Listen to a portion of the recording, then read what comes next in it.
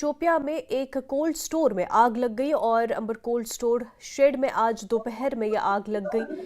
Fire services ने मौके पर पहुंचकर आग पर फौरी तौर पर काबू पा लिया, जो मजीद फैल सकती थी। ये आग मजीद इमारतों को अपनी लपेट में ले सकती थी। अगलट शोपियां फ्रूट मंडी को हिंदुस्तान की मेगा फ्रूट मंडी समझा जाता है, जिसमें बहुत से कोल्ड स्टोर है।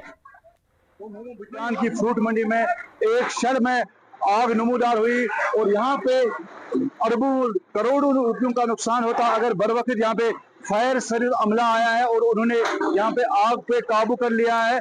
और बिल्कुल ये इंडस्ट्री है, यहाँ पे जो बड़ी बड़ी बिल्डिंग्स है, अगर खुदा ना खास्ता ये आग फैल जाती थी तो यकीनन अरबों करोड़ों का नुकसान हो जाता है। लेकिन आप देख सकते हैं यहाँ पे जो मंडी में काम कर रहे हैं कुछ लोग हैं, इन्होंने भी काफी मेहनत की है और उसके साथ साथ फायर सर्विस अमला जो है वो बर वक्त यहाँ पे पहुंचा और आग पर जो है काबू पा लिया गया है। जो शोले हैं वो अंदर से दिखाई दे रहे हैं, हम आपको दिखाना चाहेंगे। वहां तक जो है कोशिश की जा रही है लेकिन अंधेरा अंदर बहुत ज्यादा है।